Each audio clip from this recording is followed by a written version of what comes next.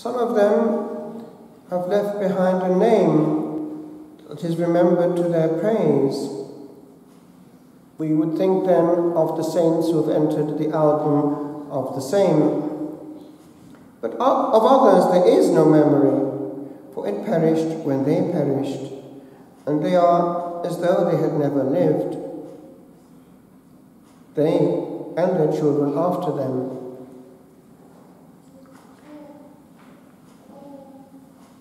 Benedict XV gave an indult for this feast, in which we include all the saints, known and unknown, of this land.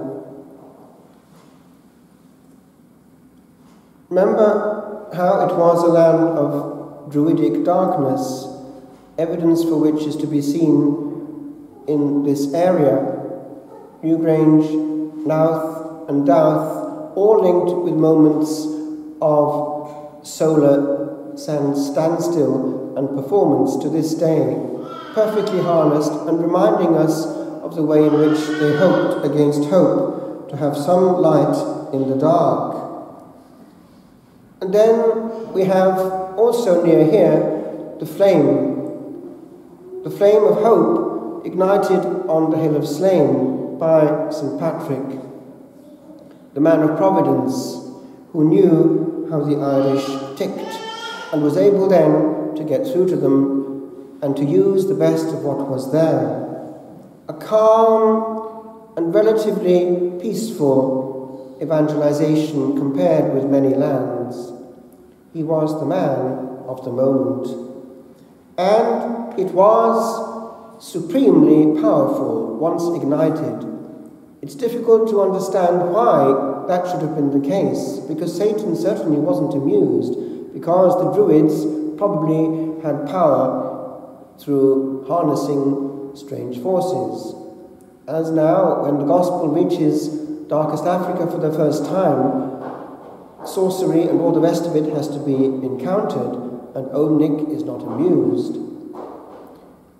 But so it was, to the extent that we have evidence of the way in which noble women opted for holy virginity, and on it went to the extent that Ireland became known as the island of saints and scholars.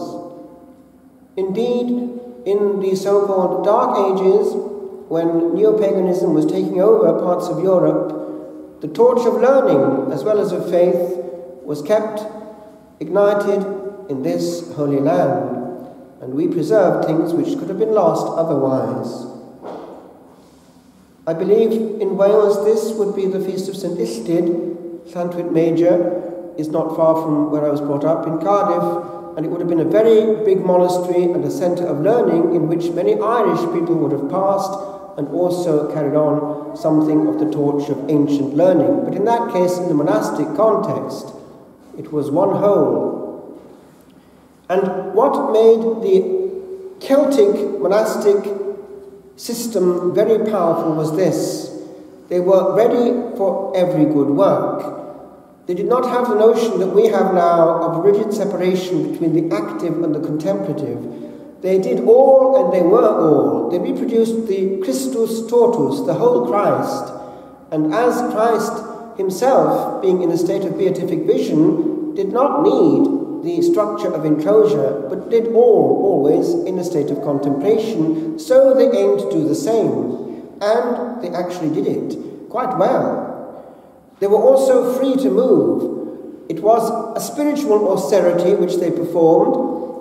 They opted for peregrinatio propter Christum, peregrination for Christ, in which they made sacrifice of what was dearest to the heart, home and kindred, familiarity and lands known to them from childhood. And so they moved. They moved all round the area, up to Iona, round Scotland, down to North Cumbria, Wales, of course, and Ireland in close link and cross-fertilization all the time, down to Cornwall, and then down to Brittany. And one finds the same stories of saints in Brittany as one does in Wales. Interesting.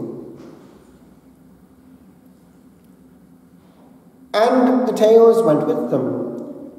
tales of spiritual valor. Heaven was close to earth. Miracles were around.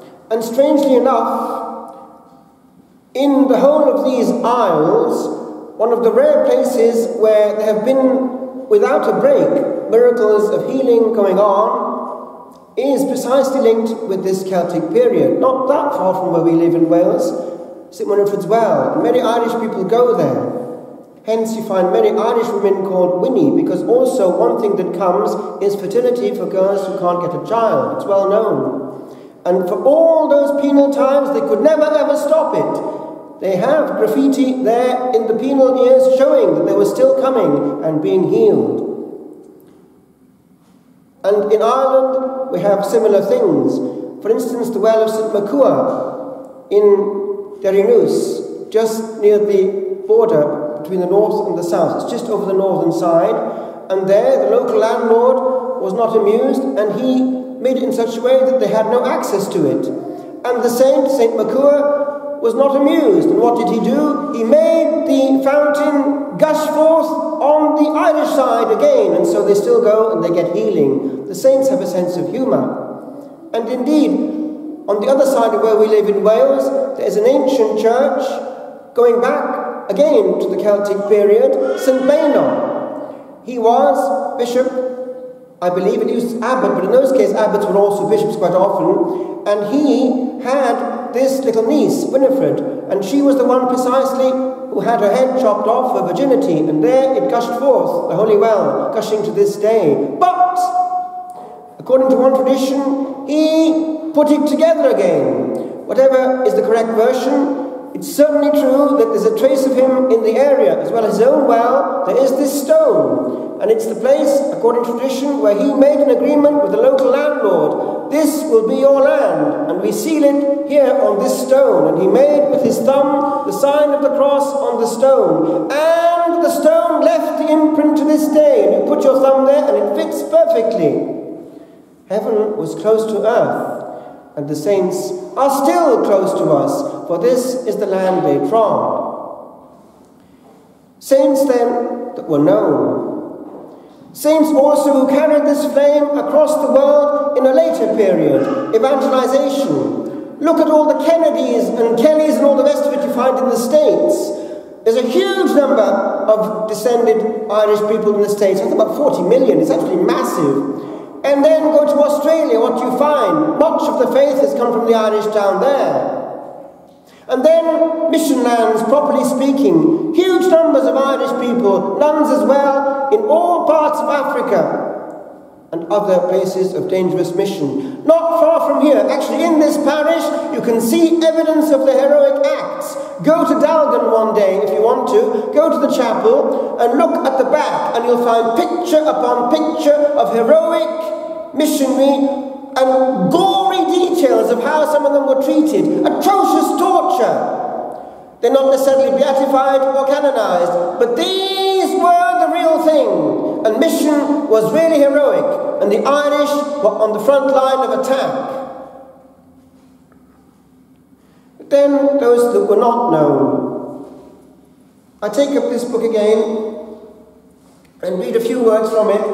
It's Ireland's loyalty to the Mass. The Mass in the penal times. Now, we live close, do we not, to where the history of Ireland and Europe was changed. The Battle of the Boyne, 1690. The 17th century died, but the birth of the 18th brought no hope to the sad heart of Mother Eire. The sword was indeed sheathed, but laws continued to do the work of the sword. These laws came into being at a time when Ireland was regarded as beaten, broken, and crushed forever. The sense of security possessed by the Protestant ascendancy made them regard the Catholics, in the words of Edmund Burke, as a conquered people whom the victors delighted in trampling upon. As enemies to God and man, and indeed as a race of savages were a disgrace to human nature itself. Not in fear were the laws of William and Anne passed, but in vengeance and in the unbridled license of triumph. They governed the penal times, which lasted 100 years and more, and of which a Protestant poet has sung in an outburst of sorrow. Oh, weep those days, the penal days, when Ireland hopelessly complained. Oh, weep those days, the penal days, when godless persecution reigned. They bribed the flock, they bribed the son, to sell the priest and rob the sire. Their dogs were taught alike to run upon the scent of wolf and friar. I've told you before how one day I was passing in the Athboy area, and a friend of ours, local historian who since died, paused and got us to say a prayer mentally in this spot where he knew a certain Father Barnwell had been invited warmly to descend from his horse and was forthwith hung. He was on the way to celebrate what we are doing now in complete freedom. His crime was he was a priest of the Roman Catholic Church.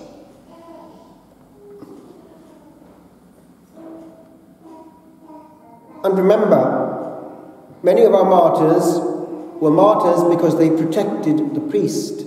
They shielded the priest. The likes of Margaret Critheroe in York was crushed to death, because she'd been hiding priests.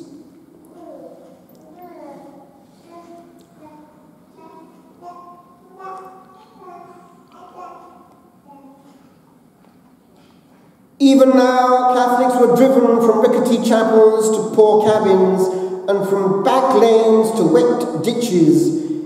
In this year also, it's talking about the turn of the century here. The 27th of May, there is in the journal of Dr. Downes, Protestant Bishop of Cork, regarding the parish of Kilmeen, a short entry. The popish priest called Daniel Sullivan lives in another parish. He celebrates Mass generally in a ditch, sheltered with a few bushes and sods, and sometimes in a cabin. And on it goes. The Irish clung tooth and nail to the sacred mysteries and knew full well that despite the trimmings, the big cathedrals which henceforth they had lost had kept the bathwater but thrown out the baby.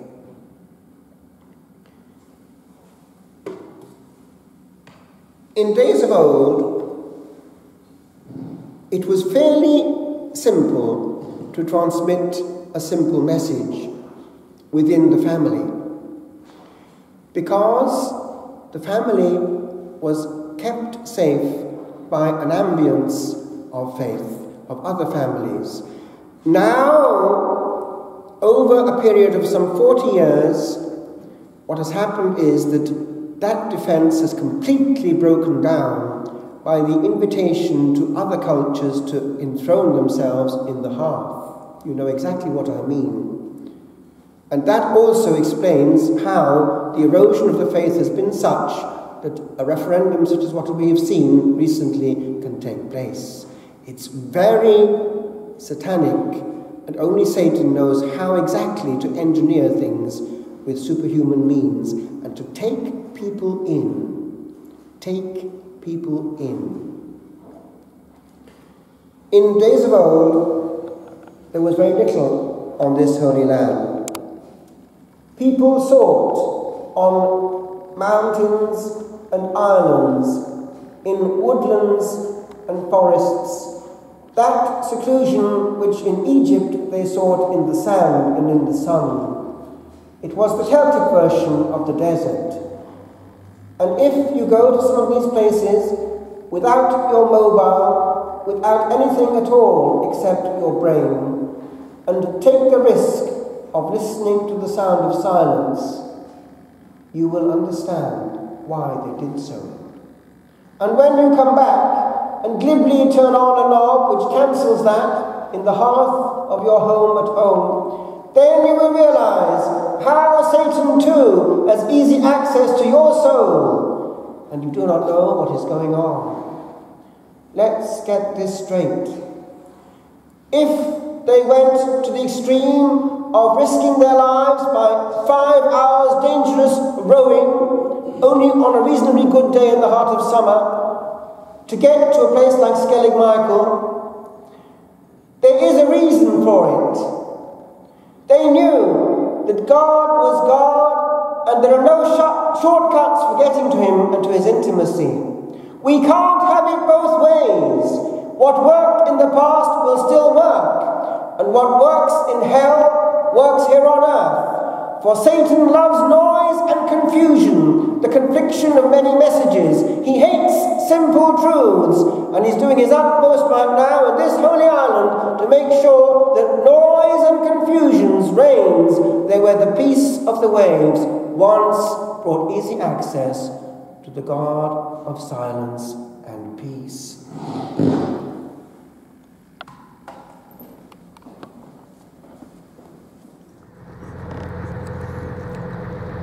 Skellig Michael. Could this yet be, my Lord, my God, my all? Coincidence that we call chance. Is this the harbinger of Providence's call? The grace that bards ye in its lonely bliss did in its ancient silence hum to me, yet found no means to give. Could this blessed isle that stands alone on this world's farthest sea, where time hath slept, it wake for us a while? O rocks of frozen penitence, these souls that sucked from you their glory, do their eyes recall the unchanging waves that age still rolls in its unhurried passage 'neath the skies of these forgotten yesterdays, your own, that could in my remembering stand alone?